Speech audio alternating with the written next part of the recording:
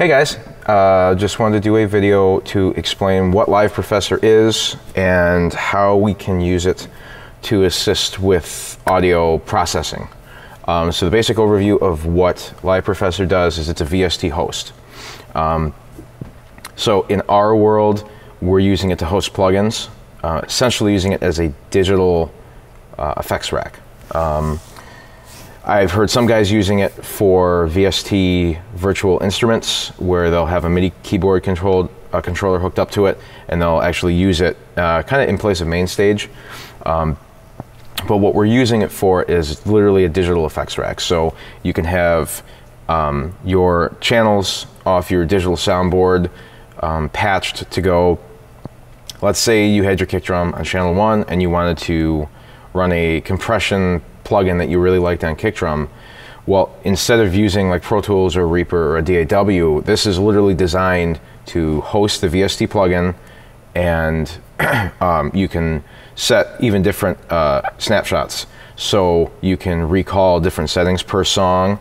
The way we use it is we'll have it set up on inserts, patched in the console, and then go either through Dante or through the USB expansion card on the console to go out of the preamp, just like an insert point on an analog console. We'll go out of the preamp to Live Professor, whatever plugins are on it, compression, EQ, whatever you want. It's any VST plugins should work on it. And then it comes back out of Live Professor at the same point in the signal flow, and then it'll hit your EQs or your auxiliary sends, then to your fader, your mute button, your output assignments, and all of that. So basically, it'll just insert in there, and then you can process your audio however you want. And then the other cool thing that we do with it is because it is MIDI capable, and the digital console is MIDI capable as well, we have them connected with a USB to MIDI cable, and it as you advance the cues in the console, those cues have the ability to send MIDI notes when those cues are executed to Live Professor. Live Professor then hears that MIDI note, and then it will trigger the cue, or the snapshot is what the software calls it. And so it'll essentially recall presets.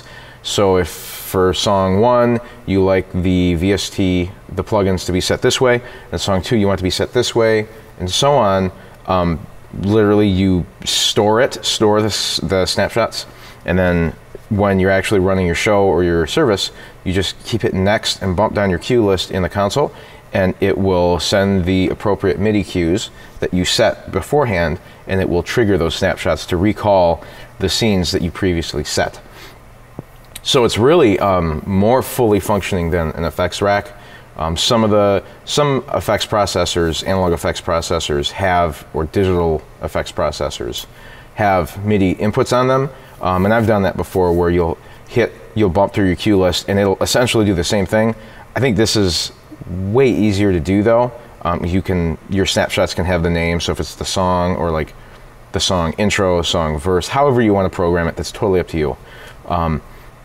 But the workflow of this is really pretty straightforward if you're pretty computer savvy. There's no coding or anything like that. But it's a pretty straightforward, and it's been really, really robust. It's been a really robust system for us. Only had a few small things that you need to work through. So I'm gonna continue with this video series in the future, adding some more videos to go over okay, hey, let's take a look at the software. Let's see what it does. Let's give an overview. Yeah, the basic workflow of how we do it at the church. And then if you're in a live situation with your band or whatever, hopefully this will help you with that. So yeah, again, at Live Professor, it's a VST host. It'll host basically any VST plugin. We use it for, the biggest heavy lifting that we use it for is for pitch correction. We use the Waves Tune plugin live, and then we'll also use some dynamic EQ plugins. We have some compressor modeling plugins that are pretty slick that we like.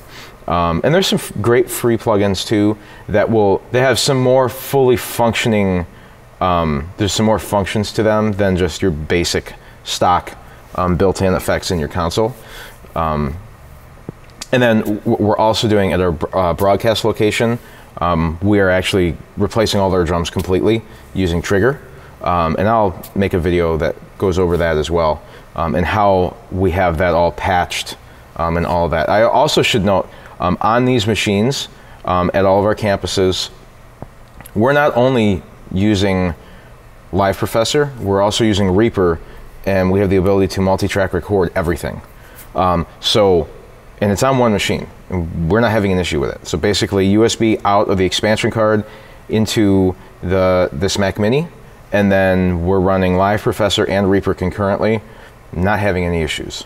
And I'll show you how that's all configured.